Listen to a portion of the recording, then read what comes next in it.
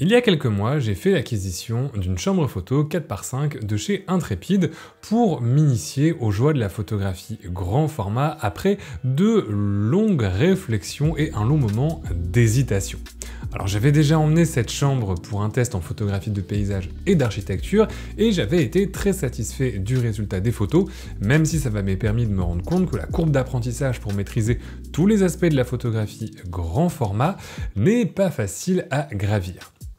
Avant d'aller plus loin, je voulais aussi m'essayer à l'autre usage que j'ai envie d'explorer avec cet appareil photo, c'est-à-dire le portrait et notamment le portrait de couple. Il y a quelques temps, j'ai donc proposé via mon Instagram des séances photos gratuites à des couples qui seraient motivés par l'expérience, et c'est comme ça que j'ai rencontré Clarisse et Seb pour une première séance et Mathilde et Yoann pour une seconde séance. Bonjour à tous et à toutes, c'est Baptiste de MGK Photographie, je suis photographe professionnel spécialisé dans la photographie argentique et aujourd'hui, on va parler portrait en grand format.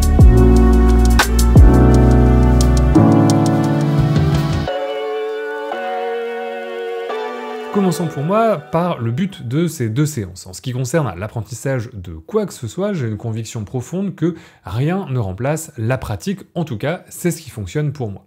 Bien sûr, avec mes premiers tests et mes recherches sur le grand format, j'ai des notions de base sur comment réaliser de la photo, et je fais de la photo argentique depuis 5 ans, donc je connais quand même un petit peu la théorie. Cependant, savoir comment faire et réussir à sortir de quelque chose de correct avec un appareil photo qu'on maîtrise pas, ça peut être des fois pas du tout la même histoire. Le but c'était donc simplement pour moi de me frotter au terrain, d'y faire éventuellement des erreurs avec des gens qui étaient plus indulgents que des clients, ou sans la pression du résultat, mais au final d'essayer d'apprendre et de progresser, surtout qu'en argentique où on n'a pas l'image immédiatement, parfois c'est difficile de saisir les erreurs qu'on a faites ou de se rendre compte du rendu d'un médium sans aller jusqu'au bout d'un projet, sans aller jusqu'à vraiment faire une photo en situation réelle. Donc pour le coup, on se retrouve en compagnie de Seb et Clarisse qui sont mes cobayes du jour, qui ont accepté de venir poser, être les premiers à poser pour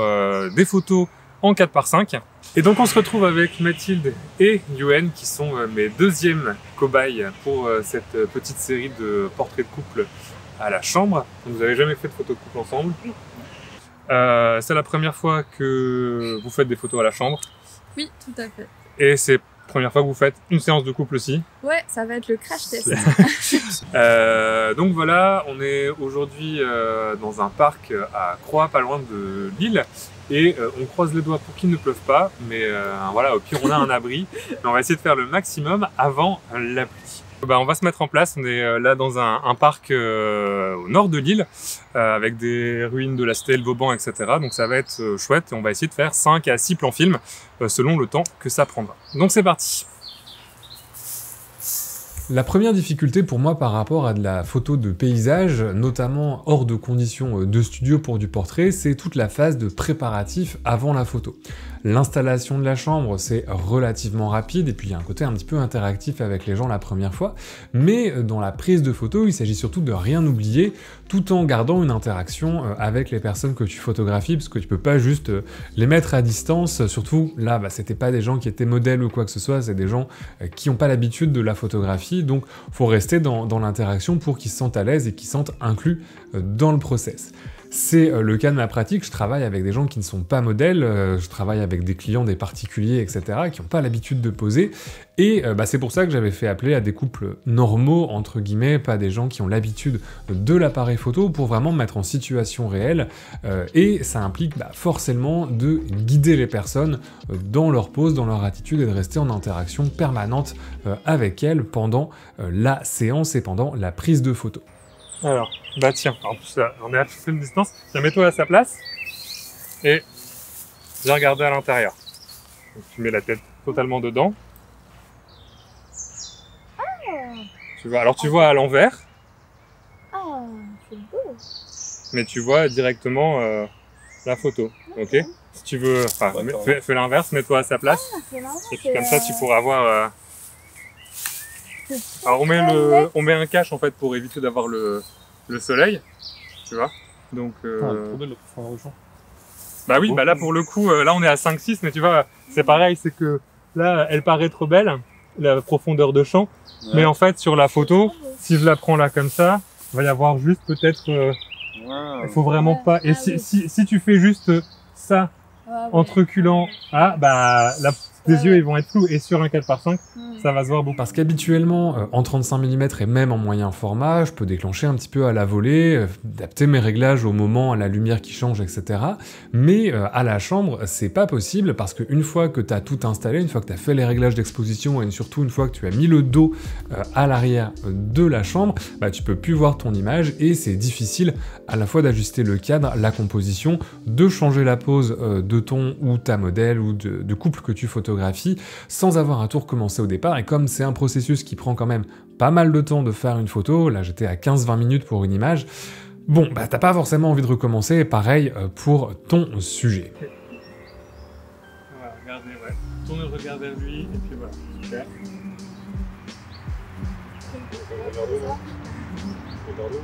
Ouais. Arrêtez de regarder par là. Je peux même baisser les yeux, voilà, simplement baisser un petit peu la tête, tourner votre regard, voilà, sur...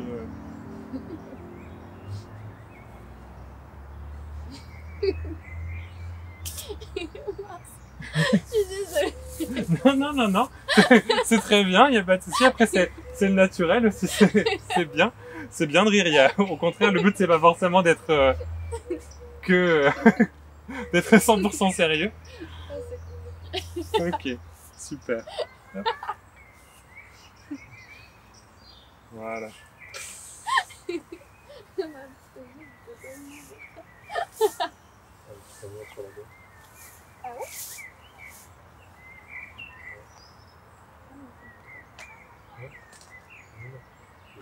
Voici donc comment j'ai découpé la prise d'une image pour essayer d'organiser un petit peu les choses. La première étape, ça a été de choisir le cadre, d'y placer le couple un petit peu vaguement, là où va prendre la pose, et puis d'installer la chambre. Ensuite, de décider avec eux de la pose, d'ajuster plus le cadre, bouger ma caméra si besoin pour être sûr de fixer la composition de la photo, faire ensuite la mise au point la plus précise possible, et mesurer la lumière. À partir de là, j'indique au couple que faut surtout pas qu'il bouge, en tout cas d'avant en arrière, qu'on peut faire des micro-mouvements, mais comme la mise au point est entrée, on peut plus se déplacer hors du plan. Sachant que là, par sécurité, j'avais quand même choisi des ouvertures plutôt importantes, c'est-à-dire que j'étais pas à l'ouverture maximale de la chambre, mais j'ai quand même fermé pas mal le diaphragme pour avoir une zone de netteté importante et une bonne profondeur de champ pour être pas trop sur une mise au point critique. Et ensuite, on peut charger le dos, ajuster les détails de la pose, vérifier que l'obturateur fonctionne avant d'enlever le dark slide, et puis ensuite, je vais prendre la photo. Et puis ensuite, on recommence pour l'ensemble des images. Une des choses les plus impressionnantes avec le format 4.5 et la chambre grand format, c'est la profondeur de champ qu'on a là. J'étais quand même assez loin, j'étais quand même avec une belle fermeture du diaphragme, je faisais f11 ou f8 et on voit que j'ai quand même une très jolie profondeur de champ, en plus d'avoir pas mal de détails sur le négatif. Ça donne quelque chose de particulier parce qu'on a beaucoup de flou même si le sujet est assez loin. Alors là, ça reste relativement modéré puisque la composition n'est pas non plus hyper aventureuse, mais c'est quelque chose que j'apprécie avec ce format et que j'ai hâte d'explorer un petit peu plus en avant. Pour le couple, ça implique un temps de pause assez figé qui est assez long. On peut pas forcément être dans le mouvement. En tout cas, je m'en sens pas encore tout à fait capable, en confiance pour réussir ces photos-là en mettant du mouvement. J'imagine qu'en étant bien sûr de sa zone de netteté, etc., on pourrait réinclure du mouvement dans la photo. Mais en tout cas, c'était pas le but de cette séance. Je voulais garder les choses simples quand même pour une première fois. Mais malgré tout, comme pour mes séances photo normales, j'ai essayé d'encourager les poses les plus naturelles possibles et au moment de prendre la photo, j'ai essayé de laisser aussi du temps pour que le couple s'installe dans la pose, puisse être dans l'interaction l'un avec l'autre pour avoir un peu d'émotion et éviter d'avoir une image trop figée ou trop posée. Pour moi, c'est vraiment cette difficulté qui m'a posé problème, en tout cas sur du portrait avec la chambre, c'est gérer à la fois l'aspect technique de la chambre, de rien oublier dans cette to-do list, dans cette danse un petit peu avec la chambre, sans pour autant négliger le couple, la composition, l'aspect plus artistique des images et aussi l'aspect humain qui est très important dans ma photographie de portrait, notamment pour les couples où j'ai pas forcément envie de faire de la photo qui soit plus éditorial de mode, très posé, très figé. J'ai envie de garder une certaine fraîcheur, un certain naturel dans mes photos, même sur des formats plus importants, et ça constitue pour moi une difficulté. Alors comme ça c'est pas mal, mais ça fait un peu effectivement, nous vous annonçons un heureux événement. Hein, mais... Un petit peu. Pas encore. Shut it down. Alors, soit plusieurs choix. Soit vous vous tournez l'un vers l'autre, tout simplement, de profil, et puis c'est vrai. Ben voilà, vous vous tournez l'un vers l'autre, puis vous vous enlacez simplement, voilà, les bras autour de la taille ou autour du cou. Seb lui mettre les bras autour de la taille et puis voilà. Après, il faut que ce soit aussi, alors un peu plus proche, voilà, simplement. Et puis alors soit vous vous regardez directement sans regarder l'objectif, soit sinon tu peux poser ta tête voilà, sur l'épaule, comme ça on a, et puis Seb tu regardes par là, ok? On essaye comme ça. L'idée c'est que d'être relativement immobile entre guillemets pour pouvoir voilà, d'avoir suffisamment de stabilité pour essayer de pas trop bouger au moment où je fais la photo, ok? Alors restez comme ça, moi je vais composer.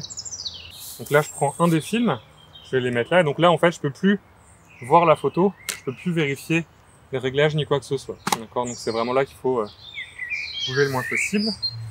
Là j'enlève le cache. Donc là le film en fait est prêt à l'intérieur. Alors sans bouger, est-ce que tu peux, voilà, peut-être vraiment poser la tête, voilà ici comme ça, super, essayer de voilà, ouvrir les yeux et regarder mais voilà par ici, genre vers ma main, ok? Ça va. Seb, tu peux baisser un tout petit peu la tête. Voilà, je vais essayer de reposer plutôt la tête sur sa tête aussi. Voilà, super. Alors attention. 1, 2, 3. C'est bon. Je trouve que sur cette image, on voit encore mieux cet effet de profondeur de champ et de compression de la chambre. On a vraiment l'impression que le couple est collé sur un fond, presque avec un morceau de pâte à fixe, et que le fond fait pas partie de la même photo. C'est assez impressionnant. Je trouve que là, dans cette composition, ça marche moyennement, mais voilà, c'était ma toute première séance. J'ai essayé de faire ce que je pouvais. Mon but, c'était d'avoir des images et pas forcément des chefs-d'œuvre.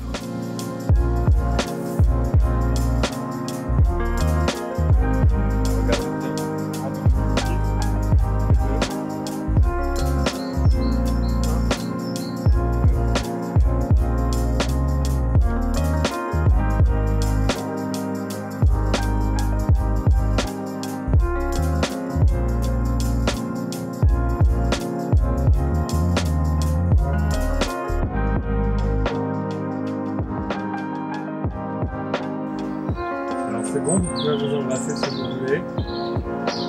Alors tu peux t'approcher un tout petit peu, vous pouvez vous approcher un petit peu, vous enlacer, il n'y a pas de souci.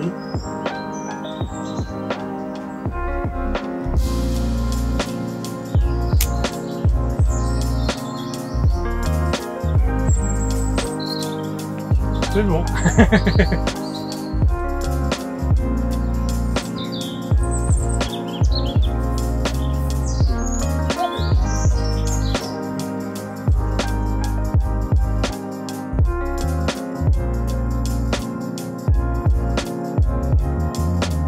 Après les photos de couple, j'ai également pris des portraits individuels de chacun et chacune des participants à cette petite expérience, et je dois avouer que gérer un sujet seul, c'était déjà plus simple que de gérer un couple, même si je suis resté assez sobre dans les poses, j'avais pas trop envie de me compliquer la vie, l'aspect technique était déjà un petit peu important, et encore une fois, le but c'était vraiment de s'entraîner, d'avoir un premier jet sur des choses, de mettre un orteil dans la mare, et pas de créer les plus beaux portraits de ma carrière de photographe. On verra ça peut-être un petit peu plus tard. Et dans l'ensemble, je suis très satisfait du résultat. Le niveau de détail dans les photos est juste impressionnant lorsqu'il n'y a pas d'erreur technique, et je suis content, j'ai pas fait tellement d'erreurs techniques sur mes images. Ma plus grande crainte, comme je te le disais, c'était d'avoir des photos floues à cause de la profondeur de champ assez faible. Là, avec le format et l'optique que j'utilise, voilà, j'ai un 150 mm 5.6, donc à pleine ouverture à 1 mètre du sujet, t'as genre, je sais pas, 1 centimètre, même pas de profondeur de champ. Enfin, j'avais regardé un petit peu avant, j'ai plus les chiffres en tête, mais c'est vraiment important. Et il faut quand même prendre cette habitude de fermer un petit peu plus le diaphragme. Je pense que sur ce portrait-là, j'étais par exemple à f8 ou f11, et tu vois qu'il y a déjà une belle profondeur de champ à l'arrière du sujet. Et c'est un petit peu un réflexe à prendre différent surtout du 35 mm, un peu moins sur le moyen format, ou notamment avec des optiques un petit peu longues sur le Pentax 6.7 par exemple, on peut, même en fermant bien l'objectif à f8 ou à f11, on a quand même un petit peu de profondeur de champ sur du portrait. Là, avec une chambre 4x5, c'est encore plus vrai. Et j'avais peur de pas avoir suffisamment de netteté pour mes photos. Finalement, je pense que sur certaines images, j'aurais pu ouvrir un petit peu plus l'objectif, mais au moins je le sais pour les prochaines fois.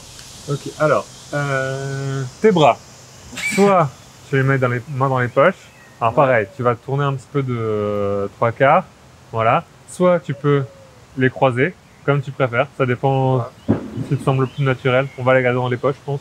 Ouais. Ok. Non, mais après, ça dépend aussi de ce que tu sens naturel, mais là, ça fait vraiment genre un peu... J'ai froid. J'ai froid, j'ai peur.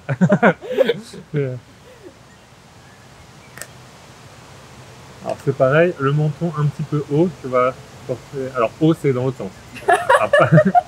Ah, Je pensais qu'il était trop haut, justement. pas il fallait trop non descendre. plus. Ok, alors attends, là ça va être... Tourne la tête par ici.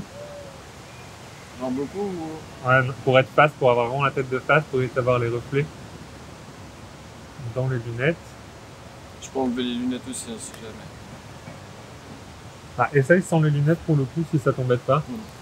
Voilà, attention, tu regardes bien droit à l'intérieur de l'objectif, montant un petit peu plus haut. Ok. 1. Ah, regarde-moi. Et à 3, tu vas baisser le regard dans l'objectif. Ok, 1, 2, 3. Super. Fin de tournage. C'est bon pour France 3. Insolite, tu fais des photos à la chambre. À croire. Ça va aller quand même. Ouais. Alors, c'est pas grave, ce sera bien quand même, ce sera rendu un petit peu plus doux. Voilà. Ouais. On donne l'objectif. Alors pas trop ton menton, ok. Un peu de... Voilà. Le buste de 3/4, le visage dans l'autre sens. Voilà, super. 1, 2, 3. Super. De la même manière, j'ai pas tellement voulu jouer trop avec les mouvements de caméra, en tout cas un peu sans succès.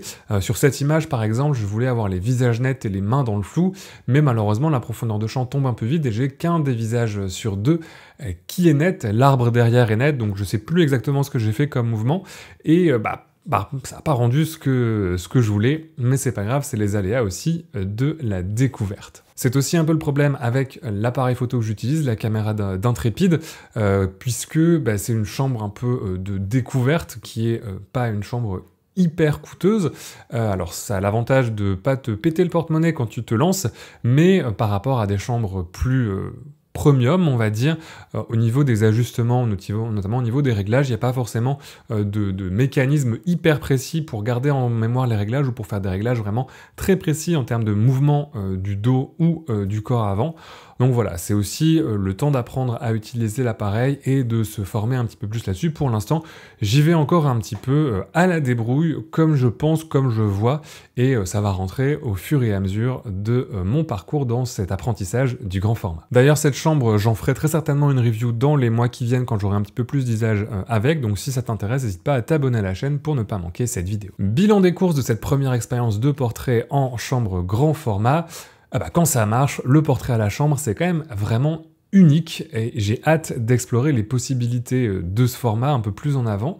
Et j'organiserai peut-être à nouveau ce genre de casting via Instagram, peut-être cet hiver. Donc si ça t'intéresse, n'hésite pas à aller t'abonner à mon Insta pour pas manquer ça. Il est dans la description ou à m'envoyer un DM si t'es vraiment motivé par l'expérience, sachant que ce sera pas pour tout de suite, mais plutôt voilà pour peut-être cet hiver ou cet automne. Alors le but au final de tout ça, c'est de pouvoir intégrer ce type de portrait dans mes mariages ou mes séances photos d'ici la saison prochaine, donc j'ai encore pas mal à apprendre et à travailler, mais c'est vrai que avoir cette expérience avec les couples qui m'ont accompagné sur ces 2 séances, ça m'a permis de voir un petit peu les difficultés qui pouvaient se poser. C'est difficile en argentique quand t'as jamais fait quelque chose de comprendre ces difficultés-là, et de voir où est-ce que je pouvais progresser, où est-ce que je pouvais être aussi un petit peu plus confiant sur certaines choses. Donc voilà, c'était une bonne expérience. Je suis globalement très satisfait des photos, même si les compositions sont un peu simples pour certaines et que j'ai pas été trop aventureux par rapport à ce que je fais habituellement en moyen format ou en 35 mm, où voilà, je suis un peu plus satisfait de mes compositions. Là, j'étais vraiment plus concentré sur la réussite technique des photos principalement que vraiment sur une originalité artistique. Mais malgré tout, je trouve que ça a plutôt très bien marché. J'espère en tout cas que ça t'a plu de découvrir avec moi cette première expérience du portrait à la chambre. Je voulais remercier les 2 couples qui ont accepté de prendre le temps, et même pour Clarisse et Seb de prendre le train pour venir participer à cette petite expérience. Ça a vraiment été super sympa aussi d'expliquer un peu l'argentique, la chambre, etc. et toute cette prise de photos. On a vraiment passé tous un très bon moment, et j'espère que toi aussi devant cette vidéo. Alors bien évidemment, tu peux me retrouver sur les réseaux sociaux, et si tu es intéressé par mon travail de mariage, il y a également mon site internet qui est dans la description, tu auras toutes les infos là en bas. Moi je te dis à la prochaine, et d'ici là, bonne photo!